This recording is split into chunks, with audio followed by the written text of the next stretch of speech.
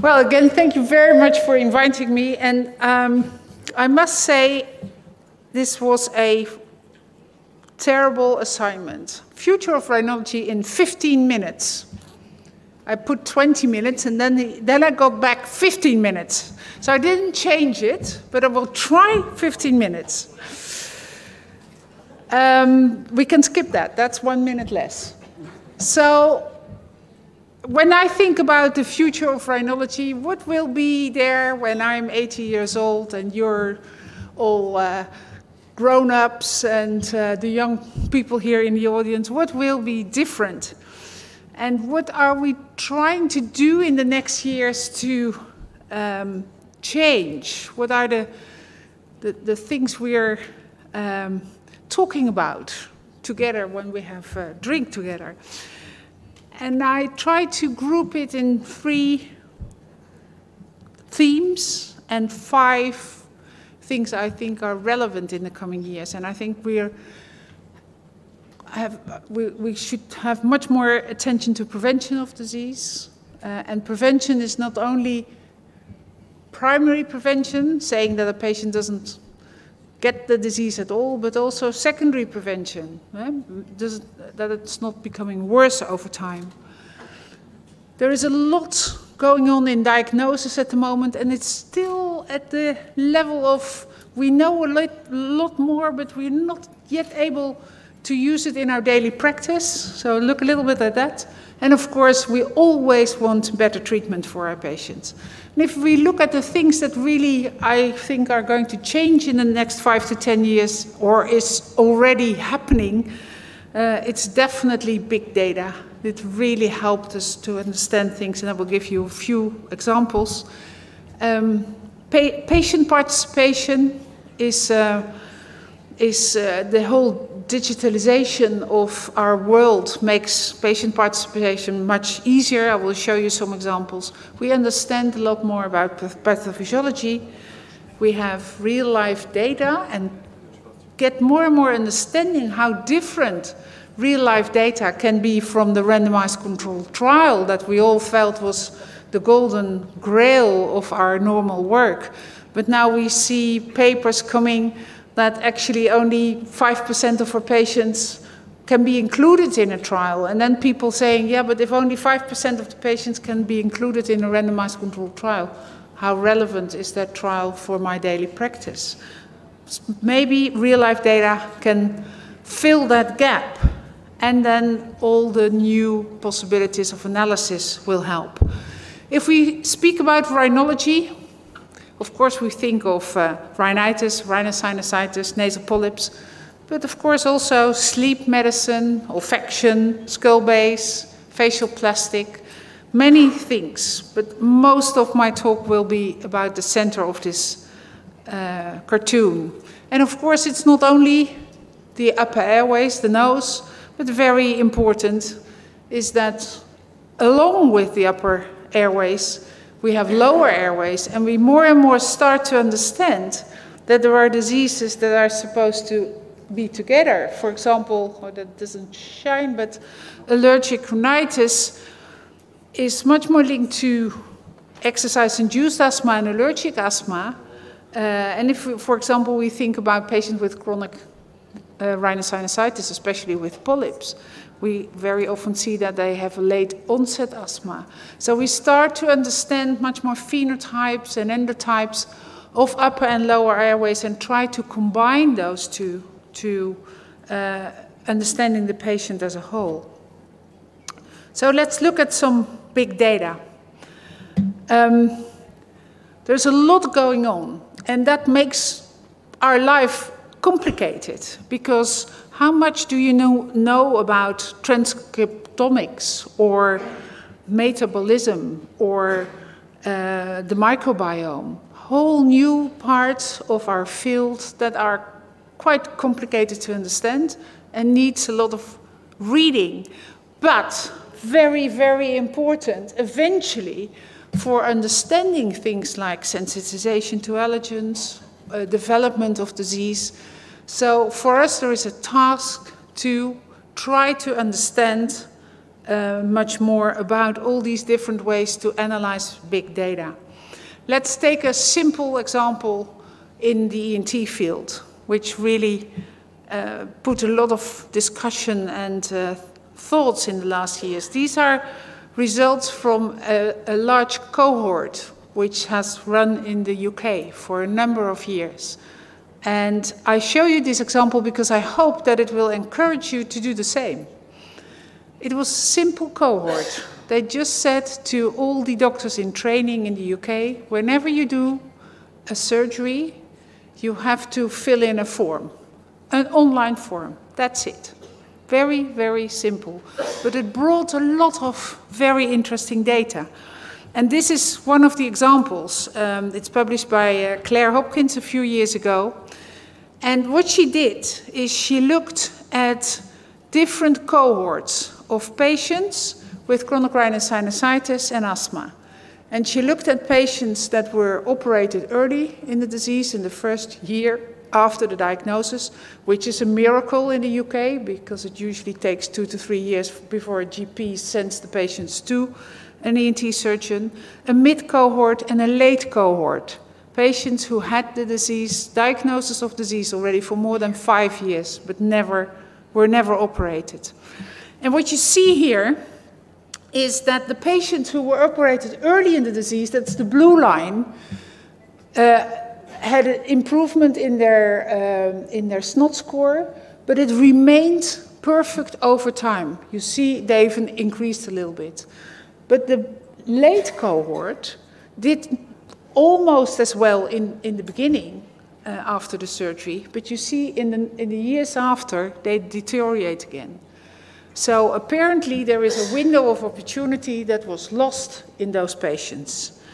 And they looked at how much healthcare these patients needed. And you see here it's a cohort of almost 1,500 patients in the early group and more than 1,000 in the late group.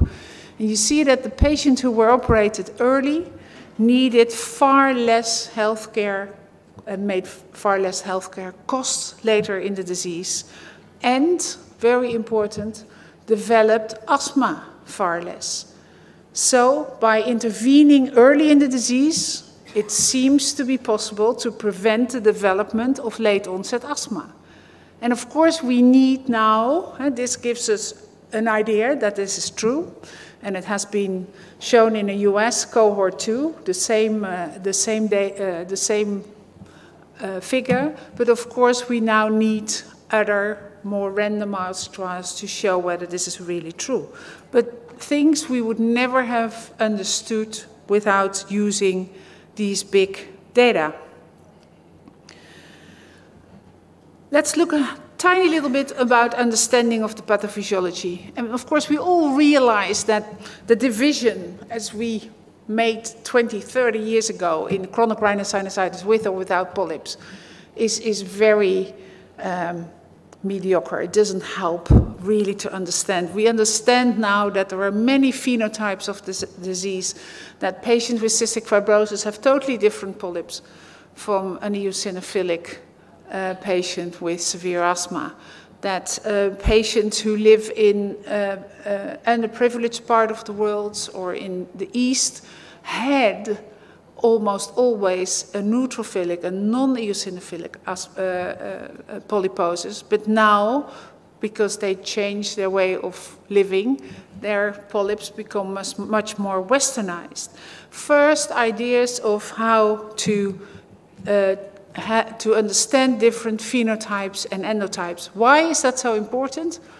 We'll show you later, and I won't talk too much about it because I'm sure Professor Bousaba will talk about it, but it will change the way we treat patients. If all patients are operated anyway, it doesn't really matter whether they have a Th2 or a non-Th2 inflammation. But if you have different medication, it's very, very important. This was a cluster analysis we did in Europe in the Galen group, which is a large network of centers of excellence in Europe working on upper and lower airways. And you see here that we try to cluster analyze patients with chronic rhinosinusitis with and without nasal polyps. And you can see that there are very Th2. Can I move here? No. Yes. Th2 type inflammation, but also very non-Th2 inflammation. And it's not the same as polyps or no polyps, because here you see that although more patients with a non-Th2 do not have polyps, and here almost everybody has polyps, it's not a sort of clear division between these two. On the other side, the percentage of asthma, and you can see the more Th2, the more asthma. But also here, there are many different subgroups, and we only start to realize a little bit what subgroups are and how to treat those different subgroups.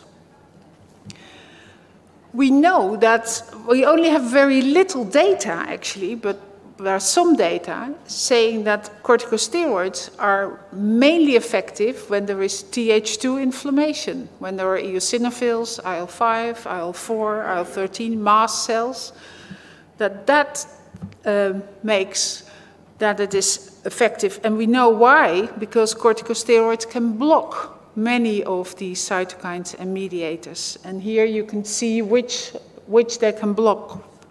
And I could have put a lot more crosses than I did in this figure.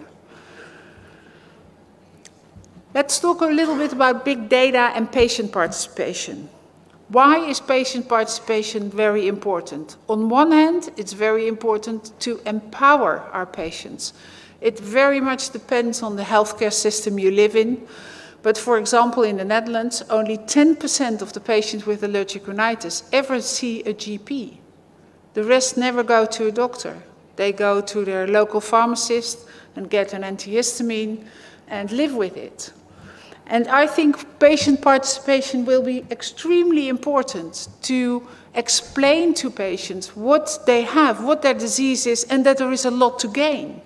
And that they do not have to live, have to suffer with their allergic rhinitis or their chronic rhinosinusitis, but that they have to go and see a doctor who can help them. Here you see the allergy diary that is also developed within the Galen cohort with help of Mylan, which is now available in 16 languages and developed in 23 countries. And it does two things. One, it helps the patients to fill in their symptoms and see how they're doing and encourage them to say, hey, you're not good. You're in the red. You should be in the green. Do something. The antihistamine is not enough. Do something. Go to a doctor.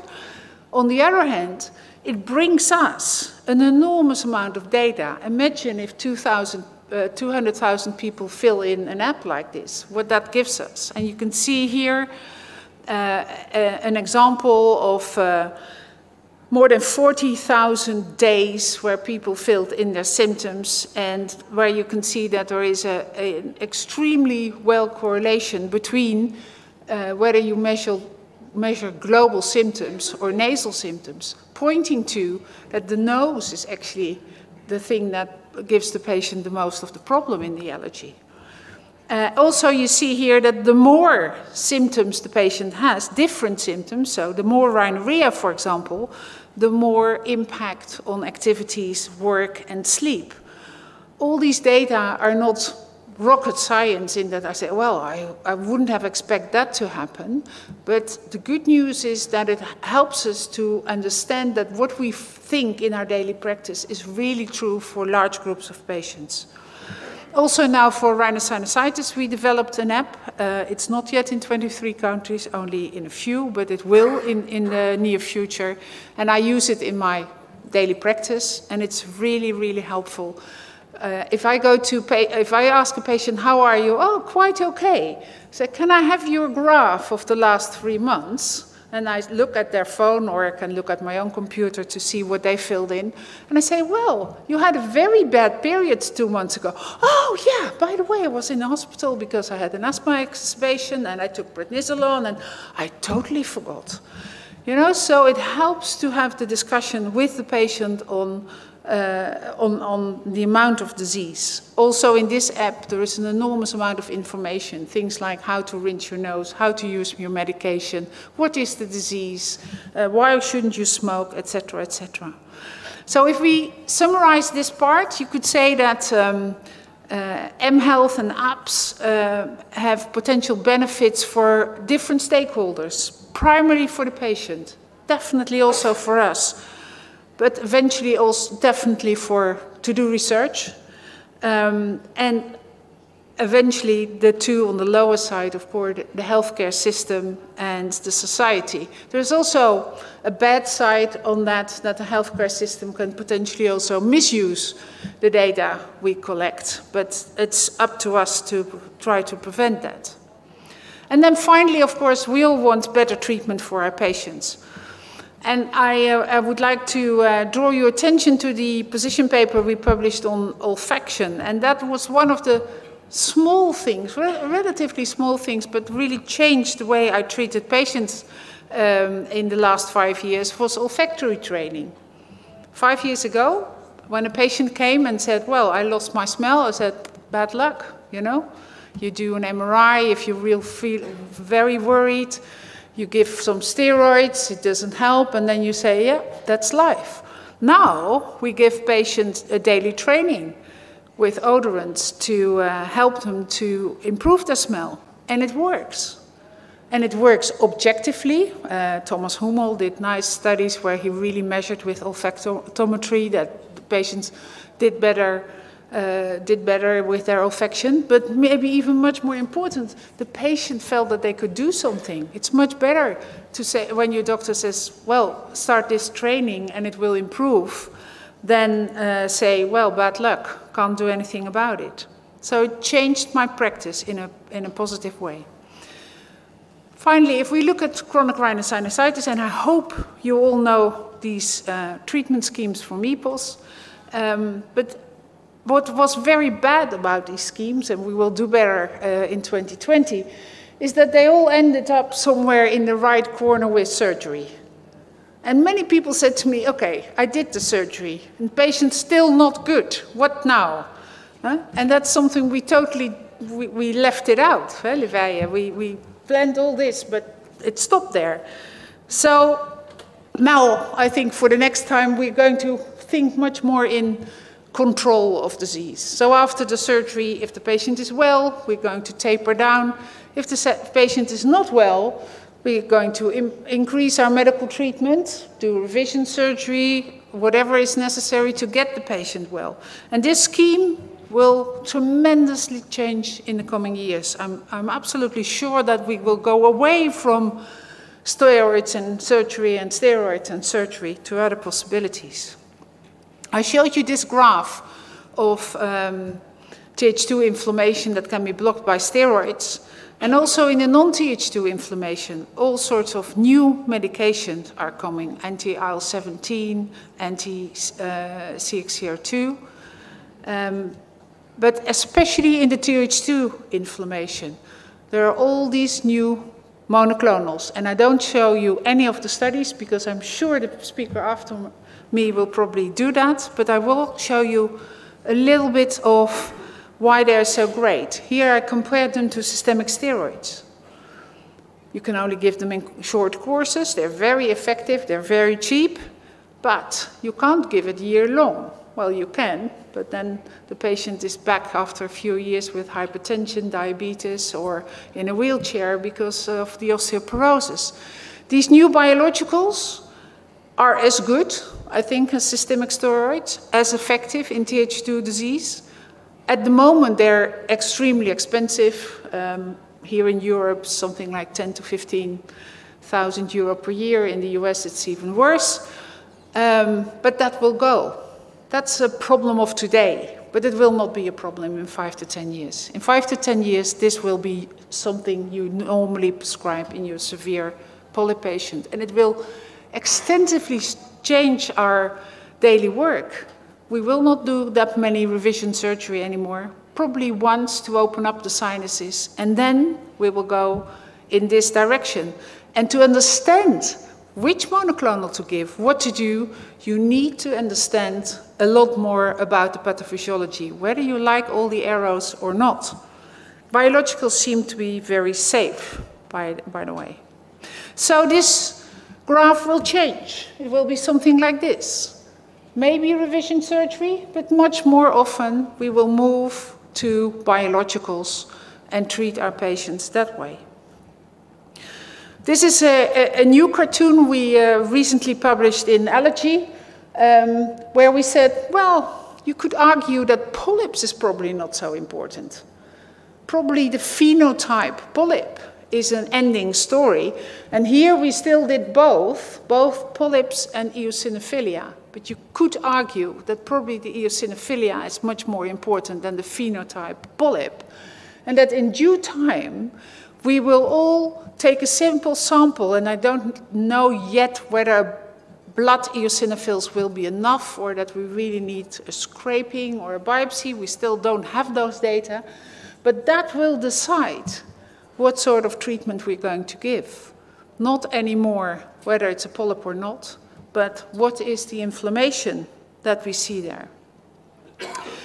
Last two slides, just to show you something else than chronic rhinosinusitis.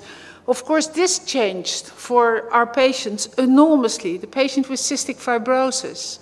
I still remember this girl who came to me and said, here you see her first name, version 2.0. She had terrible lung function, 30%, was going right into a lung transplantation, and her sinuses always looked like the sinuses on the left. And after 6 months of one of these new CFTR protein potentiators, here it was Calideco, she was another person. Her lung function came back to 60%, her sinuses were normal. So an enormous improvement for these patients. At this moment, there are now a number of these new medications. This is the newest kit on the block. It's a combination of lumacaftor and ivacaftor.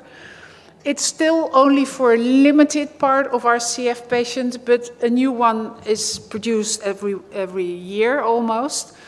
What's not ideal yet, and where we have to work on, is that these sort of publications only look at the lower airways. And where can you find something about the upper airways?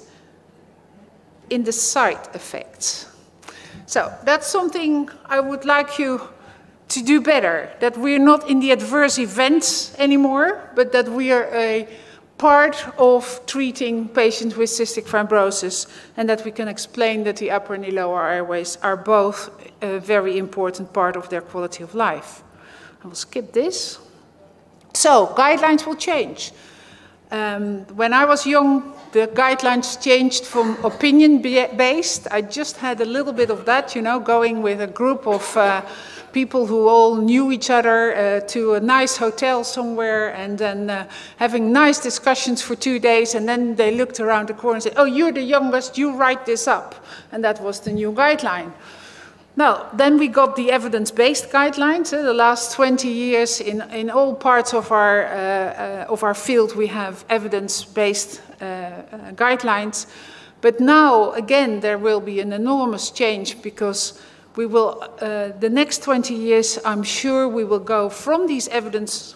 Evidence will always remain extremely important, but we will understand that evidence collected from large gatherings of very variable patients is probably not the ideal way to treat a patient, and we will go to more precision medicine, personalized care, and try to predict how the patient will react to our management with the possibility of prevention and patient participation.